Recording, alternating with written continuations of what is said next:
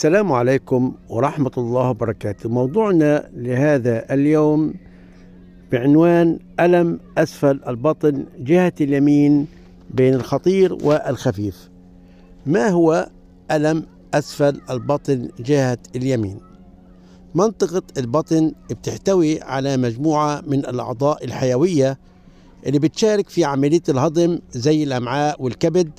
بتتضمن الجزء السفلي الأيمن من البطن على جزء من القولون والمبيض الأيمن عند النساء.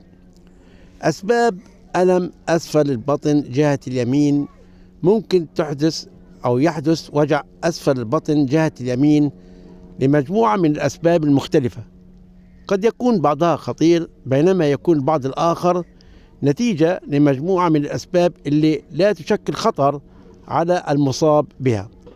أسباب خفيفة زي عسر الهضم، وهو من الحالات اللي بتسبب الشعور بالألم في هذه المنطقة، وهذه الحالة عادة ما يصاحبها بعض الأعراض الأخرى كحرقة المعدة وانتفاخ البطن. الغازات المعوية، وهي حالة لا يتم هضم الطعام فيها بطريقة صحيحة، وبالتالي تتراكم الغازات في الأمعاء، وبالتالي بيشعر المصاب بحالة من عدم الراحة والانتفاخ. القولون العصبي، وهي من الحالات الشائعة اللي بتسبب في تهيج الأمعاء الغليظة، كما تسبب حالة التشنجات والغازات في البطن. ما هي الأسباب الخطيرة؟ الأسباب الخطيرة في بعض الحالات يمكن أن يشير ألم أسفل البطن جهة اليمين إلى وجود مشكلة خطيرة تتطلب مساعدة طبية عاجلة، وأهم هذه الحالات التهاب الزائدة الدودية. يعد التهاب الزائدة الدودية أحد الأسباب الأكثر شيوعا لحدوث الألم في الجزء السفلي من البطن جهة اليمين، حيث يبدأ الألم في منتصف البطن ثم ينتقل إلى جهة اليمين في الجزء السفلي من البطن، ويكون الألم شديد في هذه المنطقة. السبب الثاني حصوات الكلى. عندما تتراكم المعادن والأملاح في الكلى يتسبب الأمر في تكون كتل صلبة تعرف باسم الحصوات. تختلف هذه الحصوات في الحجم، فمنها الكبير ومنها الصغير، وبتسبب الحصوات وتسبب ألما شديدا. 3. عدوى الكلى.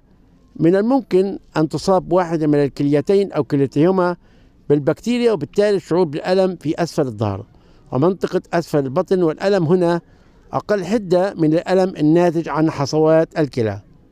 4. الفتق، وهي حالة يندفع فيها أحد جزء من أجزاء الجسم الداخلية ويتحرك من مكانه بسبب وجود ضعف في جدار العضلات أو الأنسجة. 5. مرض التهاب الأمعاء، وهي حالة من الحالات اللي بتأثر على الجهاز الهضمي، وعادة ما يتم استخدامه وصف مجموعة من أمراض الجهاز الهضمي، وتمثل أبرز هذه الأمراض في الإصابة التهاب القولون التقرحي ومرض كرون.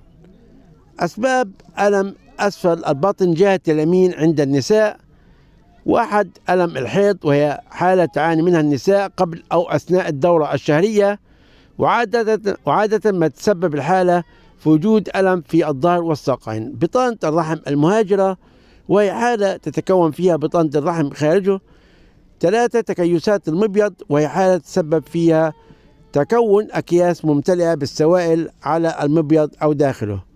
الحمل خارج الرحم، ويحدث عندما يتم تخصيب البويضة وتنمو خارج الرحم في إحدى قانتي فالوب.